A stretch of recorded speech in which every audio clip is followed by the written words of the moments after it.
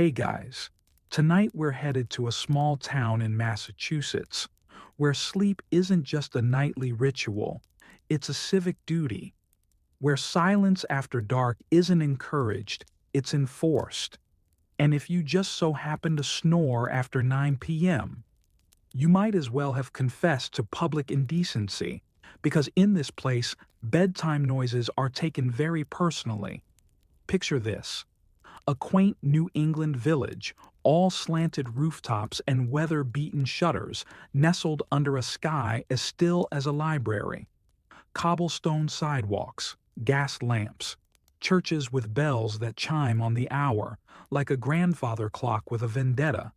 It's charming, it's quiet, it's aggressively peaceful, and then you snore. Not loud, just a soft nasal flutter, a breath that didn't quite know how to behave. Maybe you had a long drive. Maybe the inn's sheets were too soft. Doesn't matter, because now someone is knocking on your door. Not the police. Worse, the innkeeper. She's holding a clipboard, a candle, and a disapproving expression last seen on a Puritan sermon. "Sir," she says softly, "we've had a report of disturbances." You sit up, groggy, unsure if this is still a dream. "Snoring," she clarifies, "after curfew." And just like that, you're awake, and officially a criminal. You probably won't survive this, not reputationally anyway. So, before you get comfortable, take a moment to like the video and subscribe, but only if you genuinely enjoy what I do here. Let me know in the comments where you're watching from and what time it is there right now. I want to know who else is awake and hopefully not violating local bedtime codes. Now, dim the lights, maybe turn on a fan for that soft background hum, and let's ease into tonight's journey together. It started simple enough. You were just passing through, a little coastal detour before heading inland. The kind of town you stop in for antique bookstores, oversweet pies, and locally spun blankets you don't need but definitely buy. You booked a room at a historic inn, restored colonial, all creaky stairs and wallpaper that looked like it held secrets.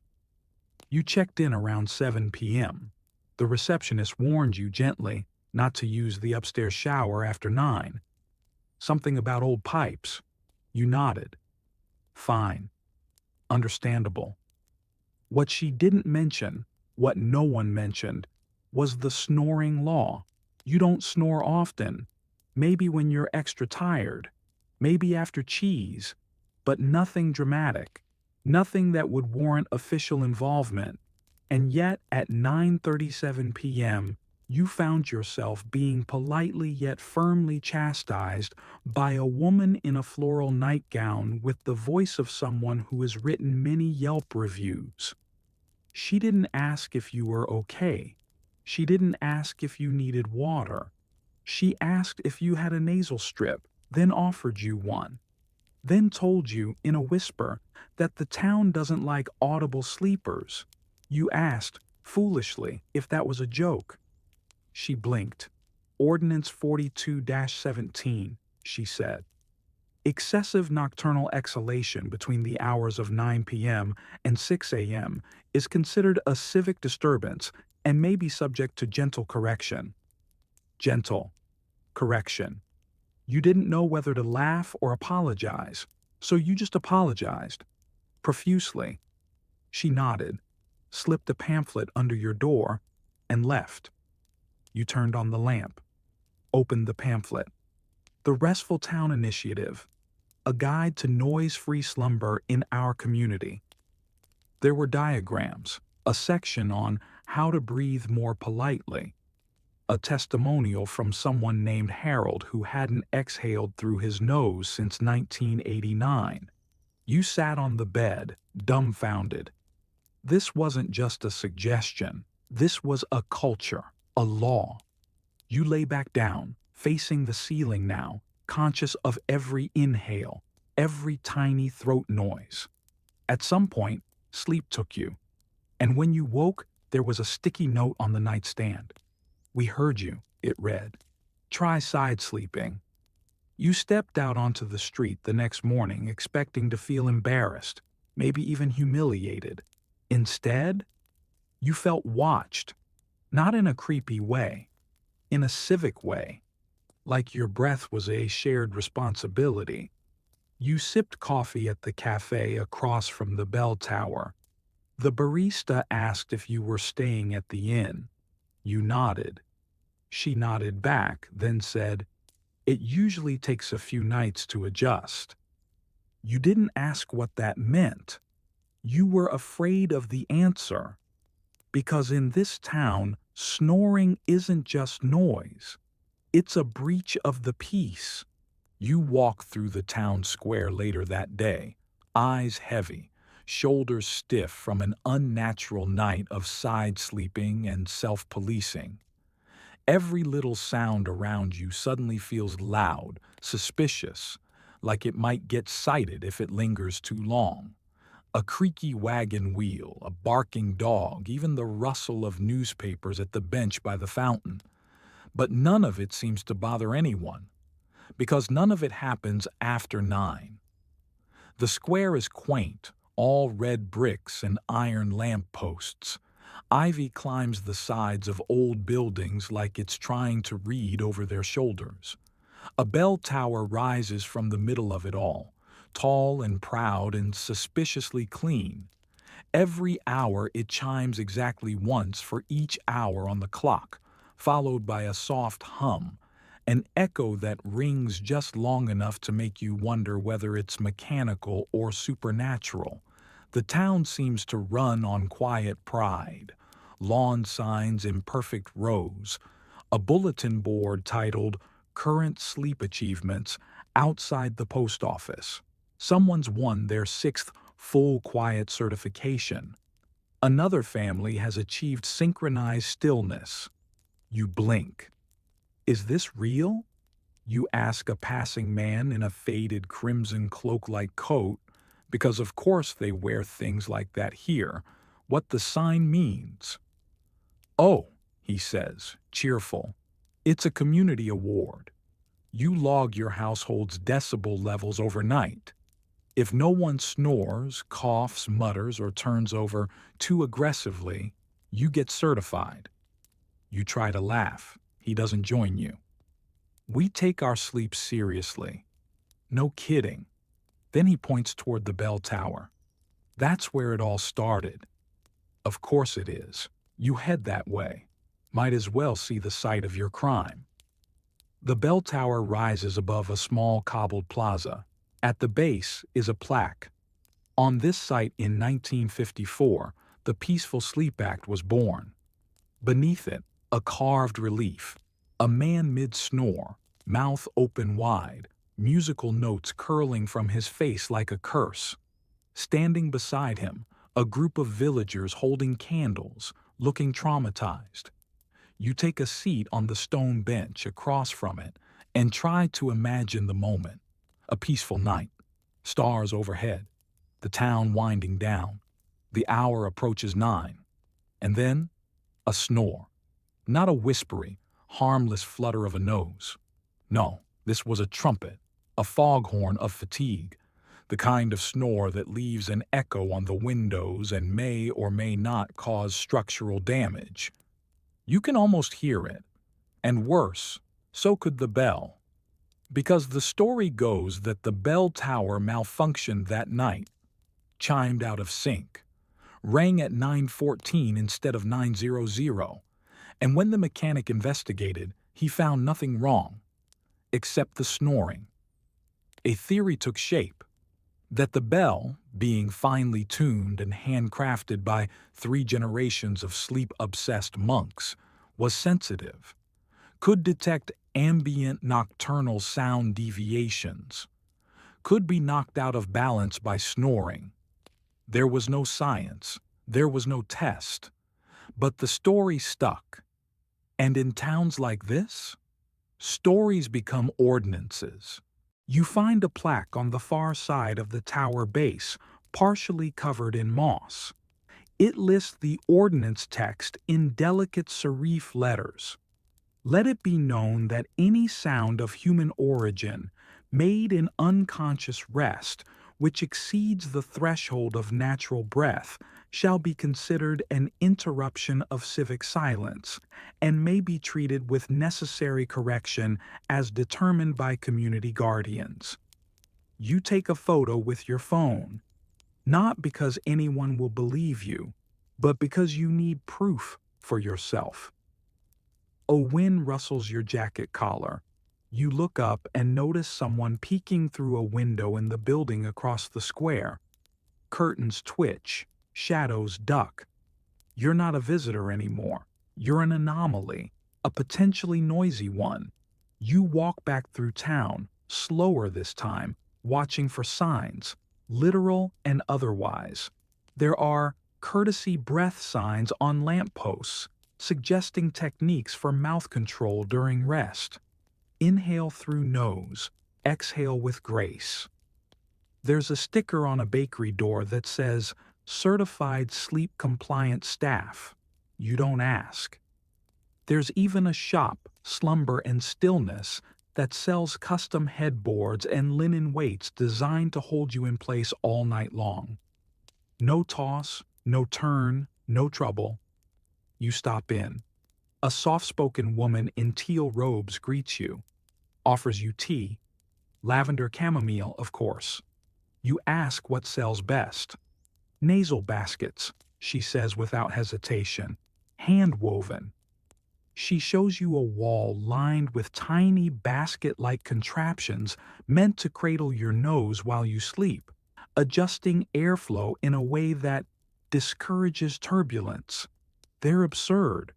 They're $42.99 each. You buy one. You don't know why.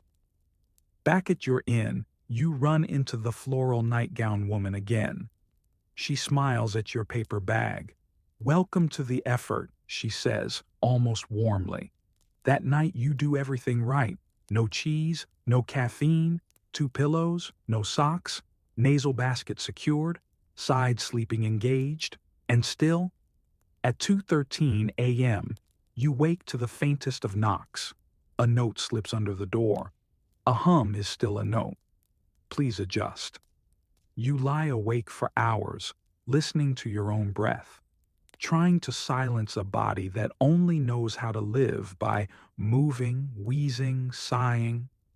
In this town, you're not just trying to sleep, you're trying to disappear. You wake the next morning feeling like you've run a marathon with your lungs. The kind of exhaustion that isn't muscle deep, but soul deep. Your throat's dry from trying not to breathe too loudly. Your jaw aches from clenching through the night. And your brain, your poor brain, feels like it's been politely smothered in its sleep. You shuffle down to breakfast in the inn's tiny sunroom, where other guests sit in near silence, sipping tea and eating toast with reverence. You don't hear forks scraping plates. You don't hear chairs creak. It's like everyone agreed on an unspoken pact. Silence must carry through sunrise. The floral nightgown woman from the other night is already seated. She gives you a courteous nod. You nod back, unsure if you're being forgiven or monitored. The innkeeper brings you a small tray. On it, herbal tea, a slice of apple bread, and a folded paper labeled Sound Report, Guest 106. You stare. It includes a timestamp log, 12:37 a.m., audible MMF, 1:04 a.m., 3 nasal whistles, rising pitch, 2:13 a.m., confirmed hum per bell modulation. At the bottom, a handwritten note, progress noted. We believe in you. You eat the bread. It's good. Somehow that makes it worse. Later, in an effort to reclaim some sense of normalcy, you walk down to the municipal building. You've decided to find the law itself, the real document, the source. Maybe if you read it, you'll understand why an entire town is built on the sacred silence of snoreless nights. The receptionist, a pale woman with glasses and the alert posture of a trained librarian, points you to the archive level. Code 42-17, basement shelf, under sleep, take the green key. The basement smells like mildew, lemon oil, and half-remembered rules. You use the key, find the shelf, and there it is. The Peaceful Sleep Act of 1954, yellowed, typed, stamped with the official seal of the town, a pillow embroidered with laurels. You read the opening line aloud to yourself, just to hear it. Whereas the unchecked noise of unconscious persons shall not outweigh the conscious peace of a collective population. It's poetic, maddeningly so. You flip through pages of community surveys, physician testimonials, decibel charts. There's even a diagram of a man's throat with arrows pointing to danger zones labeled snore potential. One page outlines an official test to qualify as a night disturbance. Requirements include 2 or more residents confirm a sound. Sound occurs after the 9th bell chime. Sound is not part of a dream recitation, a debated exception. Volume exceeds the tolerated inhale threshold, TIT. You stop reading. Your brain refuses to go further without a snack. Back upstairs, you ask the receptionist how often the law is enforced. Less now, she admits. But for a while, we had sleep officers. You raise an eyebrow. They'd patrol after 9 p.m., knock softly, leave guidance notes, sometimes white noise sachets. Were they armed? With kindness, she says, and lavender mist. You leave, unsure whether to laugh or change your name. That evening, you wander into the town library. It's beautiful. Oak beams, leaded windows, carpet that absorbs footsteps like moss. In the back, there's a local history room. No one else is inside. A small glass case near the fireplace catches your eye.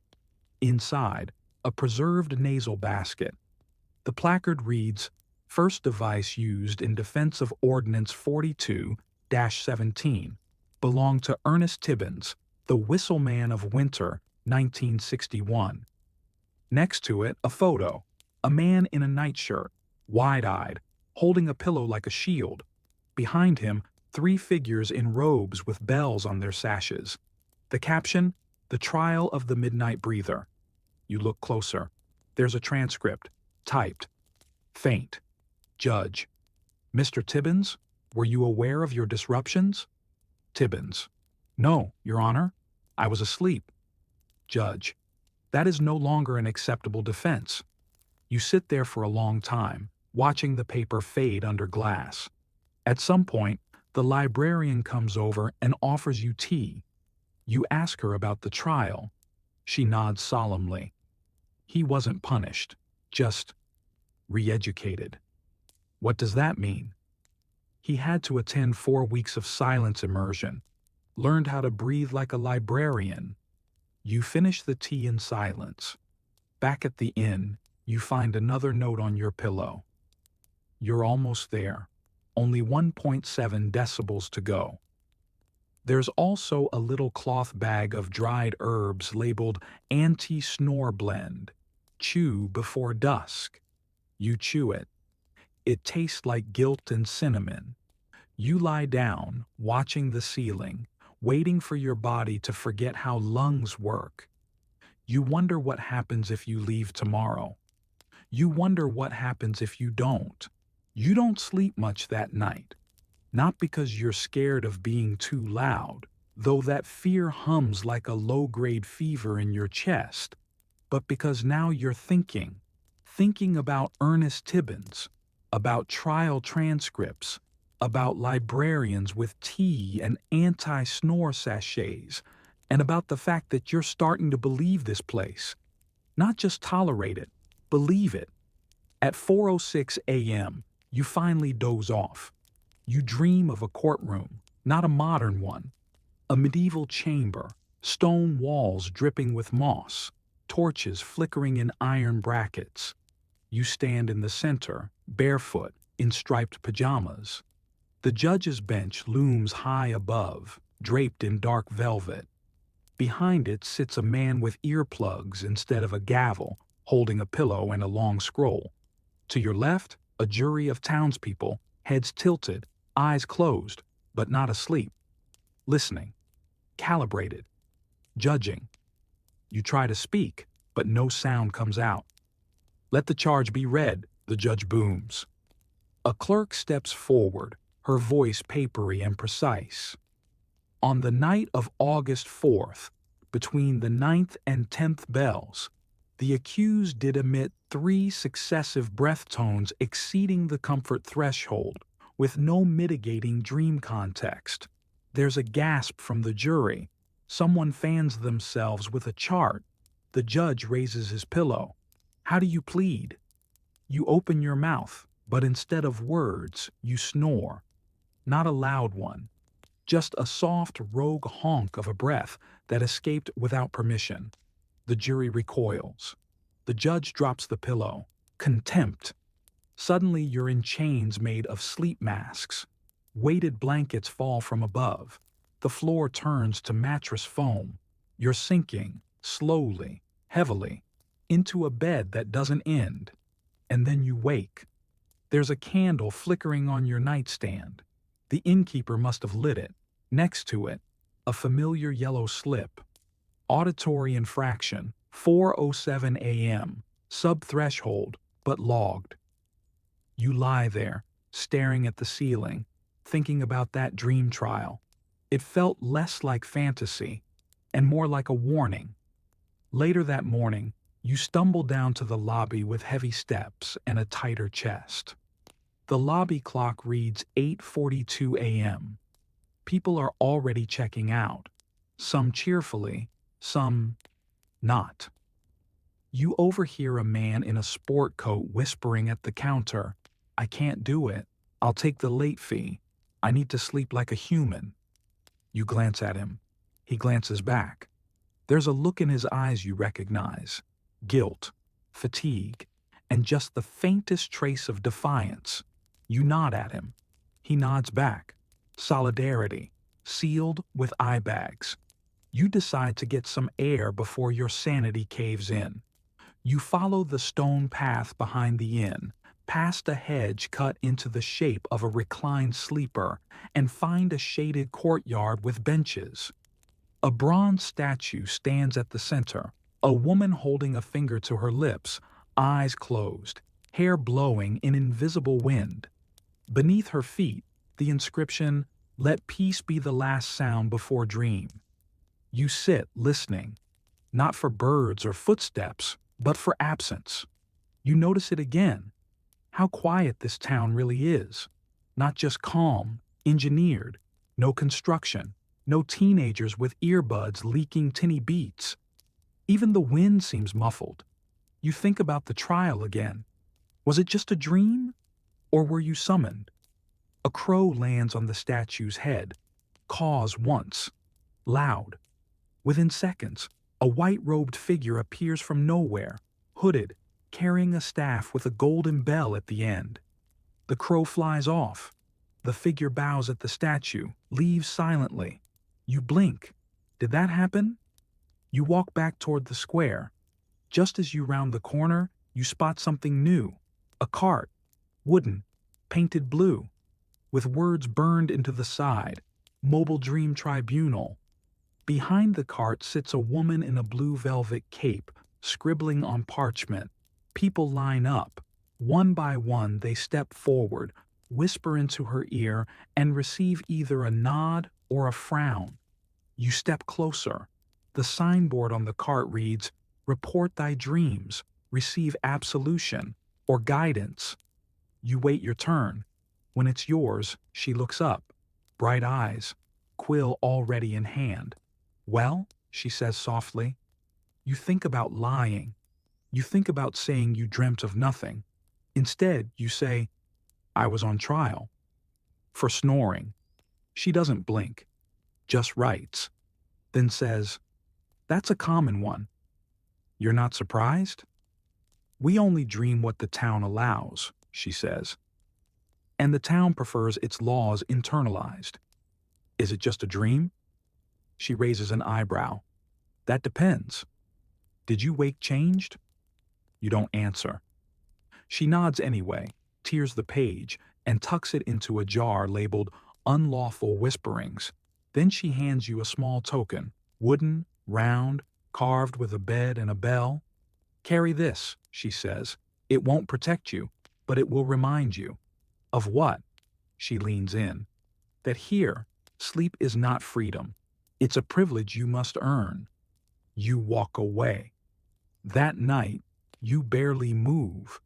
Not out of fear, but out of respect. You don't know if you actually slept or just held still for 6 hours with your eyes closed and your breathing on best behavior. But when the sun peeks in through the curtains, you feel neither rested nor wrecked, just suspended. Like you've been shrink-wrapped in someone else's idea of peace. Your body wakes up before your mind, out of some ingrained fear of making noise. You stretch, but gently. You clear your throat, but silently. And before you even open your eyes, you know something is waiting at the door. You rise, shuffle over in socks, and open it. On the floor, another note. But this time, it's not from the innkeeper. It's from the Quiet Zone Patrol. It reads, routine pass detected possible vibrations during REM state. No citation issued. Stay mindful. There's a little emblem stamped in wax at the bottom. A sleeping face encircled by ears. You stare at it for a long time. The words possible vibrations echo around your skull like there's something profound or terrifying. You sit on the bed, token from the dream tribunal in your hand, and wonder what it means to live in a town that has sleep surveillance. You always thought of snoring as a private shame, a joke, a quirk. But here, it's a measured metric. Something charted, scrutinized, analyzed, logged, and apparently patrolled. You leave your room late after most guests are gone and wander into the hall. There, for the first time, you meet them. Two figures in soft gray coats with no buttons, padded shoes, leather satchels slung over their shoulders full of scrolls and tuning forks. No name tags. They nod politely when they pass. One of them hands you a pamphlet titled Sound as Sleep Treason, a Citizen's Guide to Monitoring Self and Neighbor.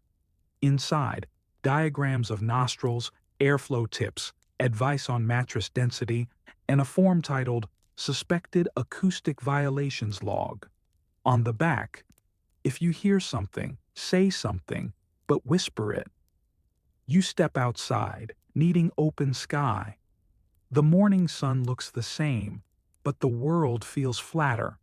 You head toward the bakery. Maybe a cinnamon bun will realign your sense of reality. Inside, the air smells like comfort, warm sugar, baked apple, nutmeg. The baker, a thick-set man with a braided beard and saffron apron, greets you with a nod. Sleep okay? You hesitate. He hands you a pastry anyway. It gets easier, he says, as if talking about grief or crime. You ask about the patrol, whether they're real officers or volunteers. Both, he says. Started as volunteers. Now there's funding, grants, regional partnerships. Partnerships? He leans in. Couple towns in Vermont, upstate New York, even one in Oregon. Sleep laws are spreading. People want order, quiet, control. He says this as if it's logical, inevitable, as if you should have seen it coming. You sit in the corner to eat, watching locals drift in. No one talks above a hush. Even laughter sounds apologetic. A toddler is given a pacifier, not because she's fussy, but because she hums. You leave the bakery with more questions than answers.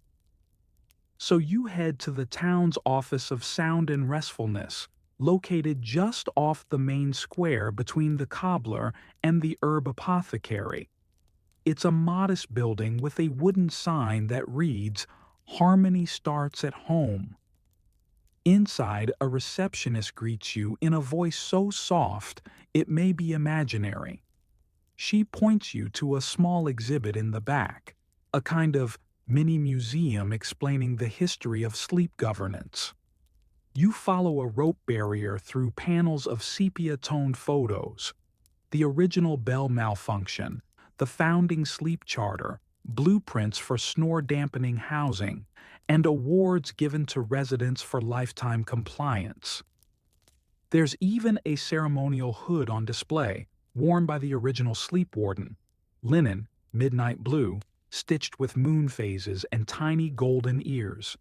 Then comes the final panel, the Whisper Doctrine. It outlines the philosophy behind all of it, that sleep is sacred, that communal rest requires discipline, that sound is the first betrayal of surrender. You shiver, not from cold, from understanding. You walk out into the daylight blinking. This place, it's not just managing noise, it's managing the meaning of it, recasting every breath as a possible offense, every nighttime slip into subconsciousness as a legal gray zone. That evening, you try not to fall asleep. Not because you're scared of a violation, because you don't know who you are when you're unconscious anymore. You lie there, staring at the ceiling, trying to remember what it felt like to just drift, to fall into sleep like a soft pond. Now it feels like a tightrope. You must lie still. You must breathe quiet. You must not dream too loud. And then you hear it. A knock. Not your door. Next door. You sit up. Muffled voices. A rustle of cloth. Then silence. Then a second knock. Your door. A soft voice from the hallway. Citizen support visit. May we enter? You don't answer. You just lie back down, eyes open, listening. You don't answer the door. You don't move. You lie there, frozen under your blanket, clutching the edge of the mattress like you might fall off the world if you even blink too hard. The voice outside repeats the offer, citizen support visit, with a tone that's too kind to be comforting. Then, at last, there's a pause, a faint exhale, and the soft shuffle of slippers retreating down the hallway. You wait, 30 seconds, a full minute, 2. Then, and only then, do you breathe normally again. The note slips under your door 3 minutes later. Of course it does. You can practically hear the parchment whisper as it slides in. Observed non-response at 9:14 p.m. Marked as passive resistance. See code 42-17-B, emotional noise. You don't know whether to laugh or cry. Emotional noise? What does that even mean? You sit up and reread the note in the soft glow of your bedside lamp. There's no signature, just that wax seal again, ear, pillow, laurel. It's starting to feel like a recurring nightmare, only with better stationery. Eventually, you get up. Throw on a sweater. You need air. Answers. Maybe a milkshake. Something real and loud and inappropriate. Instead, you find yourself wandering toward the edge of town, past the square, past the bell tower, past the inn's tidy courtyard, where all the hedges are still shaped like sleeping animals, past the bench where you first saw the statue of the finger-to-lips woman, now half-shadowed in moonlight. You follow the side street marked Quiet Hollow, a winding path lined with sleeping row houses and pale curtains drawn tight. There are wind chimes made of yarn, signs that say things like, "Please respect our rem," and door knockers that look like muffled gongs. And then you see it. A brick building, just slightly taller than the rest. A circular emblem above the door. Civic Harmonics Office, established. 1978. You walk up the steps. The door's open. Of course it is. Inside, everything is hushed. Not quiet. Engineered silence. Even your footsteps don't echo. The floor seems to swallow sound whole. A small desk greets you, and behind it sits a woman in a cardigan the color of wilted thyme. Her eyes are closed, not sleeping, listening. When you approach, she opens them and smiles like she's been expecting you. "You're the guest from the inn," she says, not a question. You nod. She gestures toward a long hallway. "They told me you might come." You don't ask who they are. She stands, motions for you to follow. The hallway is lined with framed charts, graphs of sound patterns, dream state overlays, humidity to snore ratios. A small plaque reads, "We do not punish the sleeper. We rehabilitate the sleep." At the end of the hallway is a room bathed in soft green light. A round table in the center. Around it, 6 chairs.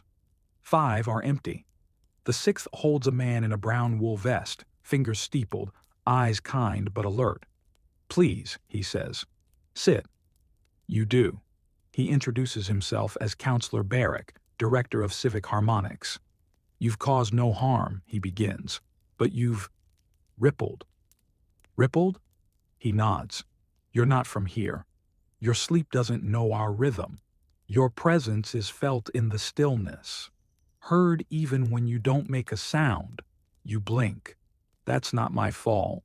"It isn't," he agrees. "But we adapt to prevent discomfort. It's what community is."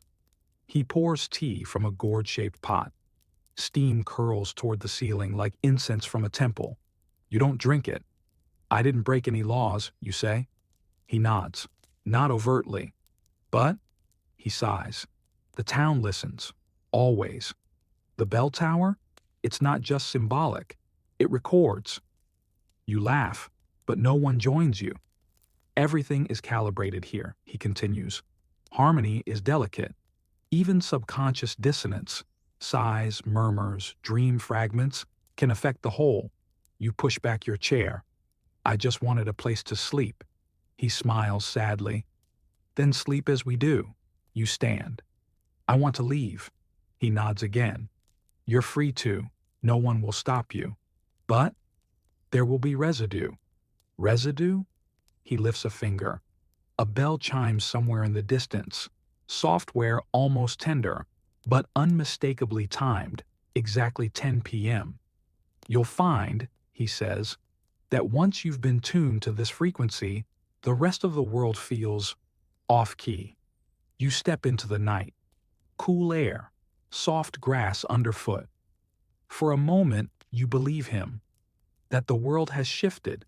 That your breath has weight. That your thoughts carry tone. That night, back at the inn, you pack your bag. Not because you're scared anymore. Because you don't know if you're still yourself. You lie in bed, one last time. The nasal basket sits unused on the nightstand. The token from the dream tribunal still hums faintly in your palm. And just before you close your eyes, you whisper, not to the room, not to the town, but to yourself, "Don't ripple." And somehow, you don't. You leave before dawn. No formal checkout. No note on the pillow. Just a quiet exit down the hallway, your bag slung over one shoulder, soles of your shoes brushing the floor like they're apologizing for every step. The inn is still asleep. Of course it is. The lobby clock hasn't yet ticked past 6, and the hush of pre-dawn lingers like a warm breath over everything, gentle, expectant, utterly unshakable. You push open the door. The outside world greets you with something you haven't felt in days: unsupervised air. The trees rustle. A crow calls. A car horn in the distance bleats like a foghorn through a sleepy sea. And for the first time in what feels like years, you exhale without fear. It's a rough sound, imperfect, a little phlegmy. You grin. Down the road, the town fades behind you, all steeples and lace-curtained windows and garden hedges shaped like curled-up cats. You feel them watching, not out of menace, out of habit. The town isn't angry. It isn't trying to trap you. It just wants what it wants. And what it wants is quiet. But not the kind of quiet most people mean. This is a curated silence, a sculpted stillness, like bonsai trees of behavior, trimmed to perfection until even your dreams fit inside the town's carefully measured box. And you never quite fit. You don't walk toward the highway. You walk toward the woods. Instinct, maybe. Or some half-buried hope that a little dirt and tree bark might scrub the strange sleep theology from your skin. The forest is damp. Morning birds jabber overhead. Leaves crackle under your boots. It's messy. Gloriously so. And when you trip on a root and mutter "ow" under your breath, no one logs it. No one hands you a corrective pamphlet. No note slips under your feet. You feel alive. After maybe an hour of hiking, you spot a small clearing. In the center stands a stone marker, weather-worn and moss-covered, with a strange carving. A man curled on his side, mouth open, cartoonish Z's puffing from his nose. Underneath, imperfect serif letters, "Here slept the first and last, loud dreamer." You step closer. There's an inscription beneath it. He did not listen. So now he sleeps forever, unheard, unjudged, unremembered. You run your hand along the stone. Who was he? A legend? A warning? A prankster who giggled in his sleep until the council lost their minds? You sit beside the marker, pull out the token from the dream tribunal, set it down on the mossy ground. It wobbles, then settles, still humming.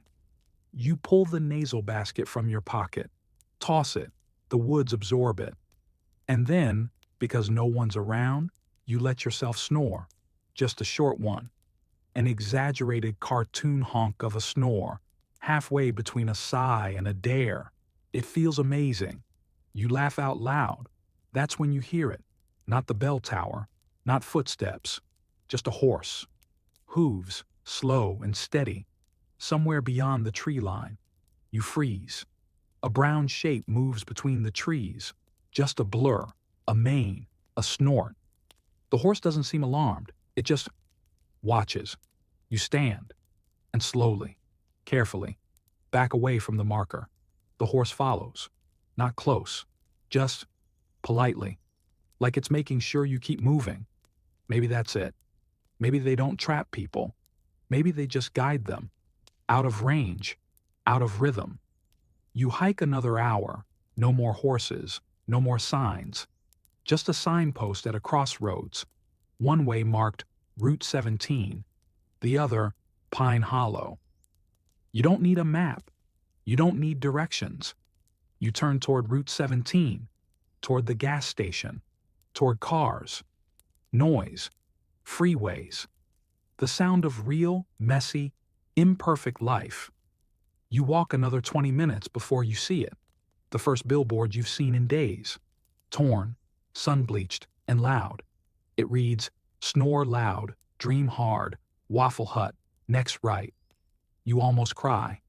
At the gas station, you buy the loudest coffee they have. Burnt, bitter, boiling.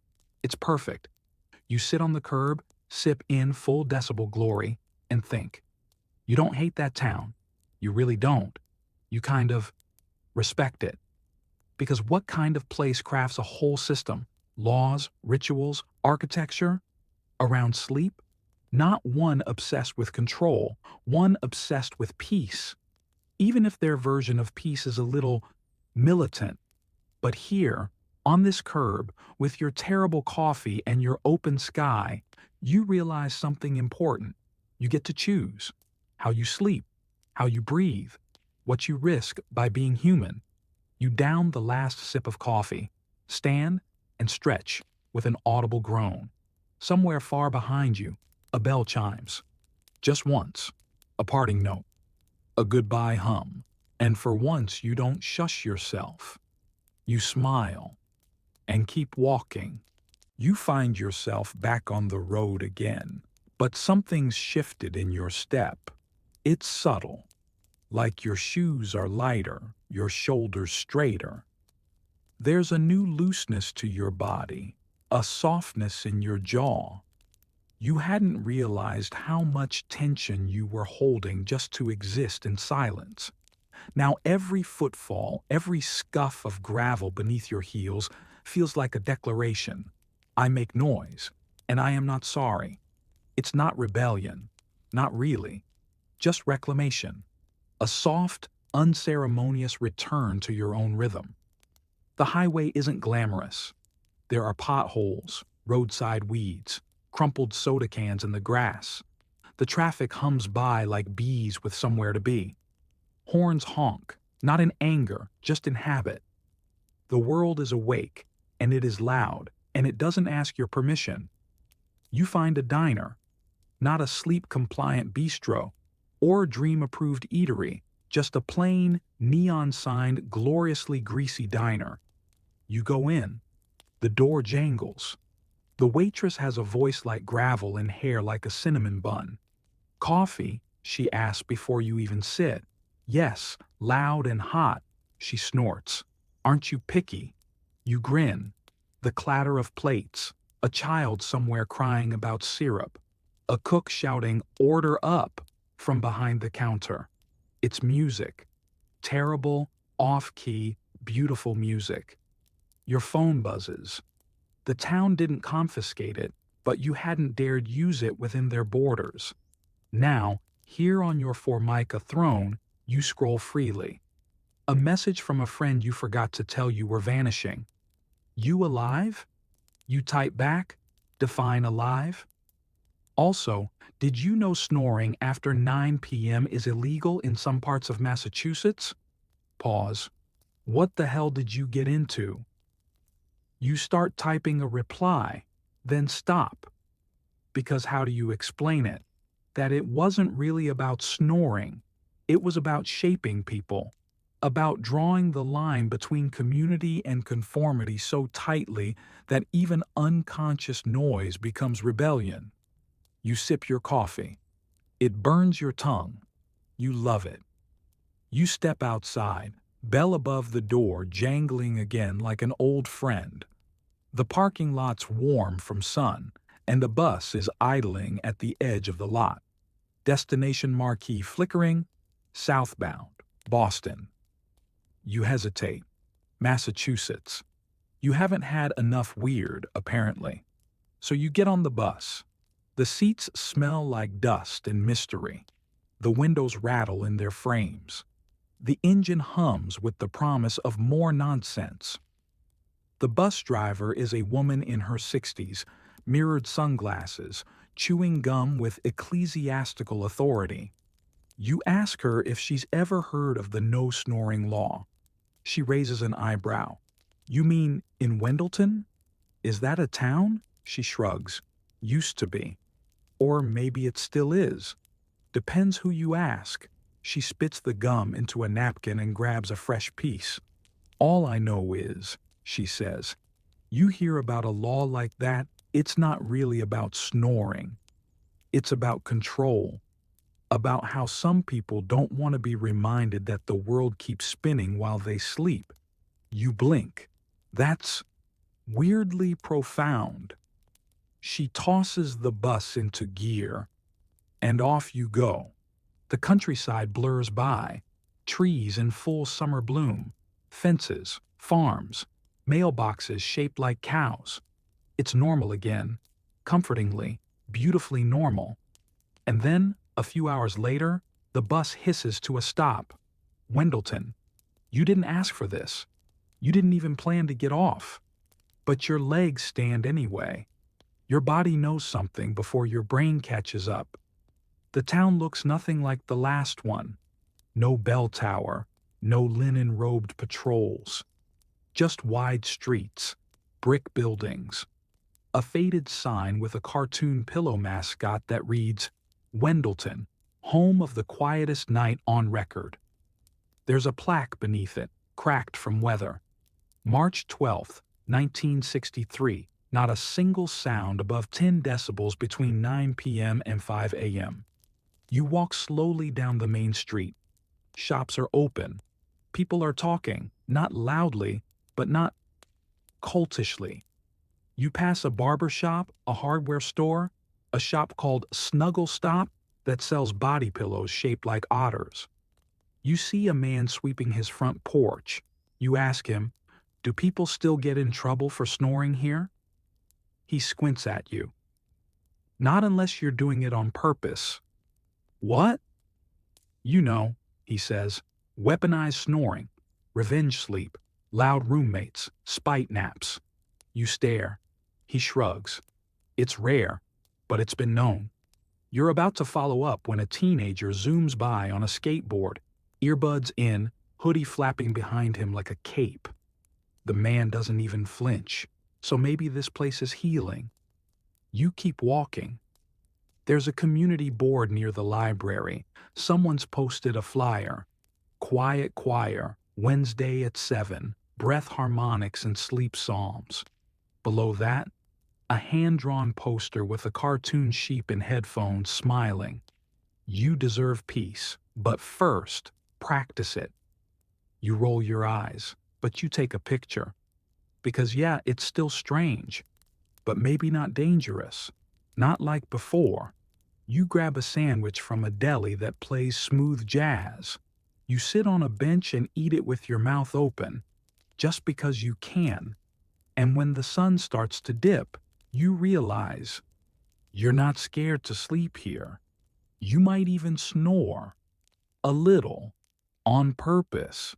You check into a modest little motel at the edge of Wendleton, a faded blue building with a neon sign that blinks out half the letters at random, so it reads something like Moia, Air and Leap OK, depending on when you look. The woman at the front desk is wearing reading glasses and a sweatshirt that says Nap Hard. She doesn't ask questions, just hands you a key with a carved wooden tag. Room 6. The key jingles as you carry it down the hall, and for once, you don't wince at the sound. You let it echo. Inside, the room is plain. A twin bed. A window with sheer curtains that do little against the late afternoon sun. There's a small laminated card on the nightstand. Please respect fellow guests by keeping overnight disturbances to a minimum. This includes television volume, phone calls, and extended nocturnal honking. You smirk.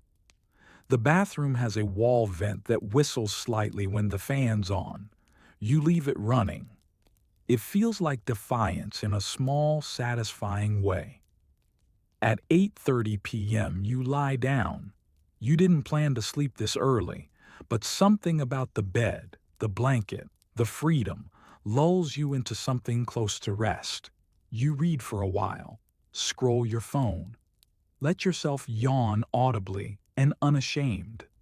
When you finally drift off, it happens gently. No pillow surveillance, no herbal chewables, no leather satchel enforcers. Just tiredness, allowed to unfold in its own rhythm. And you dream. You're back in the first town. Not physically, just dream you, wandering its silent streets. But it's different now. People are singing. Not loudly and not particularly well. Just humming.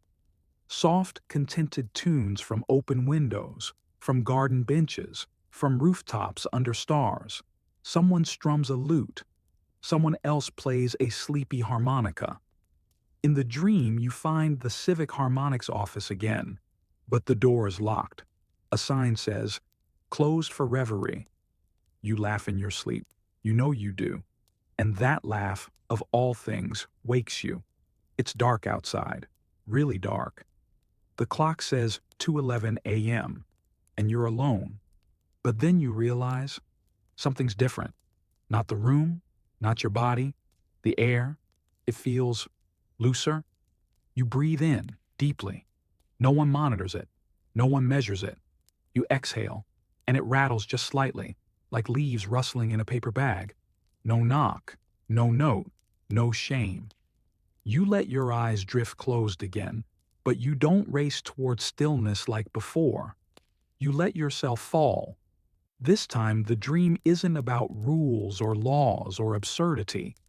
It's about freedom. You're in a giant bed floating on a lake. The moon is a giant ear in the sky, but it's not judging. It's listening for joy. And your snoring becomes music, not disruptive, but part of the symphony. There are fish that hum, trees that harmonize with the wind. Even your pillow vibrates faintly in rhythm. Someone rows past in a boat and waves. Good snore, they call out. You grin in your sleep. In the dream, no one silences the unconscious. No one criminalizes dreams. No one penalizes the soft, unintentional rebellion of noise. You wake with a pillow crease on your cheek and a feeling that something invisible has lifted. You look at the bedside table. No note. Just your phone, charging quietly. The vent still humming its off-key little tune. You open the curtain. The town is still asleep, but not in that reverent, enforced way. Just naturally. You get dressed and go outside. It's still early, but the bakery near the square is opening. The smell of bread wafts down the street like a siren song, and you follow it. Inside, the baker is already covered in flour. "Morning," he says. "Did I snore?" you ask, half joking. He shrugs. "Probably. Everyone does." You order 2 pastries, one to eat, one just to hold, because some habits die hard. As you sit near the window, chewing warmly, a small plaque on the wall catches your eye. Just above the coffee urn, wooden, hand-carved. Sleep isn't silence, it's trust. You stare at it for a long time. Because that's it, isn't it? The heart of it. That first town didn't trust its people to sleep honestly. It didn't trust them to be noisy, messy, human. So it built a whole doctrine to contain what couldn't be controlled. But here, the silence isn't enforced, it's earned. And it's okay if it breaks sometimes. You finish your coffee and walk out into the morning sun. The town is waking in all the ordinary ways. A dog barks, a door slams, a baby cries and is comforted. You walk down the street, noisy shoes and all, and for the first time in what feels like a long while, you don't worry about the sound of your breath. You spend the rest of the morning wandering Wendleton with a kind of casual reverence, like someone exploring the ruins of a cult they almost joined. But here, the vibe is different. There are no enforcers in soft slippers, no dream tribunals, no nasal baskets, just people living lives that include, imagine this, involuntary noise. You pass a post office where a clerk sneezes into her elbow without consequence. Outside a barber shop, 2 old men laugh wheezily at something unheard. A toddler yells "no" at a pigeon. The pigeon looks personally offended. It's beautiful. You stop by the public library, not to read, just to sit in one of the overstuffed chairs and watch how the town breathes. The librarian wears noise-canceling headphones and bops her head to music you can't hear. Someone behind you whispers too loud. No one cares. You scan the community bulletin board on the way out. Among the flyers for babysitters and yoga classes and car washes, you spot one that makes you stop. Snores and Stories, Thursdays, 8 p.m. An evening of intentional snoring and fictional dreaming. Bio blanket. You smile so hard it startles you. And for the first time since this strange journey began, you feel seen. That night, you attend. It's held in a community center with bean bags, string lights, and lavender tea. The facilitator, a woman named Margie with a voice like flannel, welcomes everyone and begins with a brief, guided meditation. Take a deep breath, let it out noisily. If you snore, snore proudly. If you dream, let the walls hear it. You lie back on a mat. The lights dim. Someone snores within 7 minutes. No one flinches. Margie reads a story, something about whales that snore deep beneath the sea, sending sleepy earthquakes through the ocean floor. You drift. You dream. This time, it's your old self in the dream. Pre-laws, pre-tokens, pre-whispers. You're in your childhood bedroom. There's a fan humming. The TV is on, too loud. Outside, a dog barks, and someone mows the lawn even though it's Saturday morning and they know better. And in the middle of it all, you sleep anyway. Because back then, sleep didn't require silence. It just required safety. You wake up on the mat as the session ends, a little groggy but deeply human. Margie hands you a small card on your way out. It reads, "You are allowed to rest, even badly." The next day, you get ready to leave town. You pack slowly. There's a heaviness, not dread, just the weight of return. Because you know the world outside Wendleton doesn't live by sleep laws, but it also doesn't celebrate rest either. Out there, you're expected to grind, hustle, sacrifice. Sleep is treated like a luxury instead of a necessity, a reward for work, a footnote in your day. But now, you've seen something else. You've seen sleep as a form of culture, a language, a way a town tells its story through the quiet it honors and the noise it permits. At the bus station, the same driver with mirrored sunglasses greets you. "Back again?" she asks. You nod. "Ready to snore in public?" You grin, louder than ever. She hands you a water bottle and gestures toward your seat. "I've got the loud row saved for you." You settle in. The bus rumbles to life. Out the window, Wendleton fades. But something stays with you, something more than tokens and dream scripts and whispered citations. You carry it in your chest, like a hum, like a heartbeat, like a quiet you chose for yourself. Halfway down the highway, you let your head tilt back. The seat squeaks. You snore, gently, involuntarily. And no one stops you. In fact, someone 2 rows back joins in. For once, you are not alone. The return to your regular life feels like waking up too quickly. You step off the bus and suddenly the world is in fast forward again. Horns honk just to prove they exist. People speak in sharp angles. Construction drills bite the morning air like angry insects. And for a second, it's exhilarating. The chaos is a flavor you haven't tasted in days. But as you stand on the curb with your bag over your shoulder, a strange quiet hums beneath the noise. Not the silence of that first strange town. Not the gentle rhythm of Wendleton. Something new, internal. A steady thought. You've changed. It creeps in while you're brushing your teeth, while you're trying to find a pair of socks that don't have holes, while your phone pings with emails demanding energy you haven't even regenerated yet. You lie in your own bed that night and realize just how loud it is. Your fridge hums. The neighbor's dog has dreams about squirrels and whimpers in his sleep. The traffic never actually stops. It just stretches and contracts like the breath of a giant made of asphalt and rage. You don't sleep easily, because the noise isn't the issue anymore. It's the shape of your sleep. It no longer fits the old mold. You toss, you turn, and sometime after 2 a.m., you get up.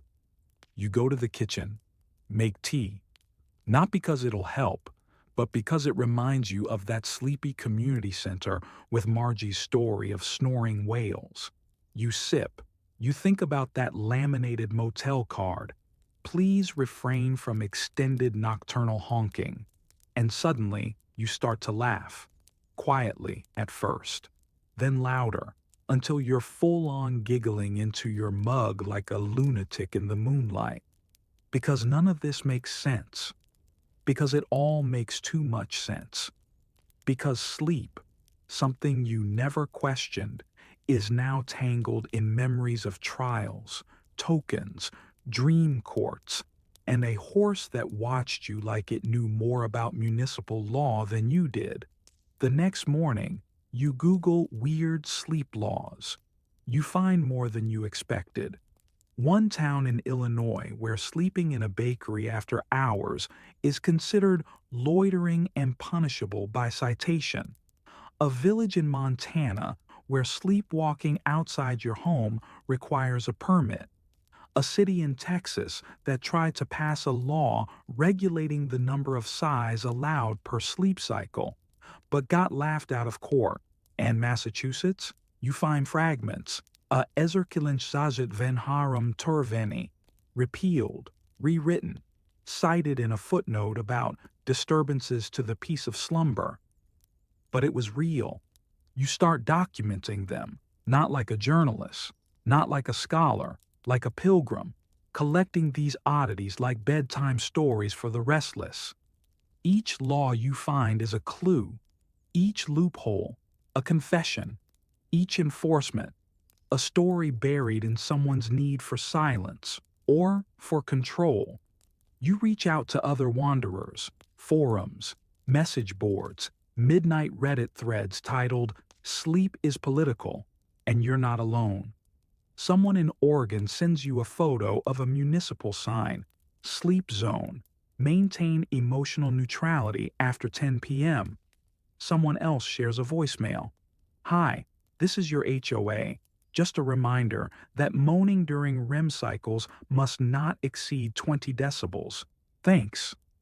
You laugh until you cry. But it's not mockery, it's empathy. Because underneath the absurdity, you start to see a common thread. Fear. Fear of disruption. Fear of disorder. Fear of vulnerability. Sleep is when the masks fall off. When the body stops performing. When the soul makes noise without asking. And some towns just can't handle that. So they write laws to control the uncontrolled. They build systems to shame the unshapely parts of rest. They forget that sleep isn't meant to be pretty, or predictable, or quiet. It's meant to be. So you start writing. Small things, at first. A zine, the Snorers Almanac. A newsletter, Night Law Weekly. A podcast, Dream Violations and Other Crimes of Rest. People send you stories, anonymous confessions, MP3s of midnight groans, maps of rumored sleep wardens. You start building a weird little archive, and with it, a weird little community. People who dare to nap with their mouths open, who snore in movie theaters by accident and don't apologize, who dream loudly and unapologetically. It's not a revolution. It's not even a rebellion. It's a permission slip to be tired, to be human, to rest without performance. And every time you close your eyes now, you remember. The laws are only strange because someone had to make them, which means someone once feared you. But they don't own your breath. Not anymore. You start seeing sleep differently. Not as a break from life, but as a continuation of it. The lines blur. You'll be waiting at a stoplight and suddenly remember the tribunal, the nasal basket, the way the town held its breath like it was currency. You'll be on a work call, someone snoring softly in the next room, And you won't feel irritation. You'll feel pride that they're not hiding it, that they're resting on their terms. You begin to collect noises the way others collect stamps, a loved one's first snore after surgery, the gentle throat whistle of a friend napping on a bus, the rustle of blankets during a group sleepover, followed by a sigh and a tiny "herf," proof of peace, of presence, of surrender. Sleep becomes your favorite protest, because here's what they never taught you in school. To sleep publicly, loudly, without shame, is an act of trust. You trust the world not to hurt you when you're at your most helpless. You trust yourself to need what you need. And when someone tries to regulate your rest, when a town, a law, a system tries to mold your dreams into something silent and digestible, you snore harder. You don't have to break windows, you just have to breathe audibly, because that, somehow, is enough to crack the facade. One day, a stranger messages you. Hey, I'm in a town where they don't allow sighing past 11 p.m. Wanna come? And you don't hesitate. You pack your bag, not out of fear, not out of spite, but because you've become a sleep documentarian, a rest folklorist, a wanderer in search of the absurd boundaries wrapped around something as ancient and involuntary as rest. You no longer ask, is it legal to sleep here? You ask, what are they afraid of?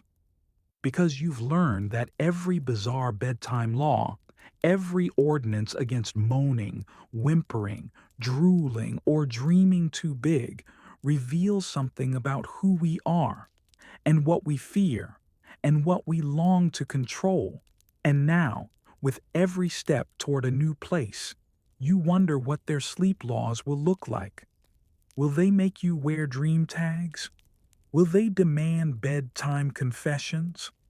Will they tape your mouth shut, not because you snore, but because you speak your truth at midnight? Whatever it is, you're ready. Because you're not alone. You've built something strange and beautiful, a network of night sound fugitives and bedtime outlaws. Together, you don't march, you don't chant, you nap, you hum, you rest, and you let others hear it. You leave Yelp reviews for motels that tolerate snoring. You mail thank you cards to libraries with beanbags in the back. You drop zines in public restrooms with tips like, don't fear the honk, embrace the honk. Dreams are legally protected in 13 states, probably. Sleep shame is a construct, snore louder. And in your own city? You post a sticker at your favorite coffee shop just above the cream dispenser. It says, if you snore, you belong. That night, in your own bed, no strange pillows, no tribunal tokens. You fall asleep to the sound of your own breathing. It's uneven. It's real. It's yours. And somewhere in the distance, not metaphorically, not in a dream, but in the strange half-reality of the hour before dawn, a horse whinnies, just once, a sleepy exhale of approval, as if to say, you get it now. And you do. You're still here? Still awake? Well, maybe not all the way. Maybe you're half dreaming, half drifting, that delicious in-between space where thoughts melt like butter on warm bread and time slows just enough to exhale. Good. That's exactly where you should be. Because none of this was really about laws, was it? It was about you. About how even the strangest ordinances, the ones written in musty basements with fountain pens and too much caffeine, have something to say about how we treat stillness, how we treat each other when we're vulnerable, how much we try to control what can't be controlled. And sleep? Sleep laughs at control. It shows up when it wants, leaves when it's done, makes noises, drops dreams like glitter. reveals your inner circus whether you want it to or not. And sometimes, in some forgotten Massachusetts town or late night diner, that sleep becomes a crime. But here, now, it's a gift. So don't rush it. Let the weirdness linger. Let the memory of that tribunal float like dust motes across your mind.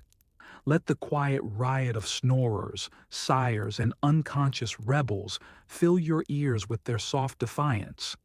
Because you're one of them now. You've walked through silence enforced and silence chosen. You've seen laws made out of fear and laws that accidentally became folklore.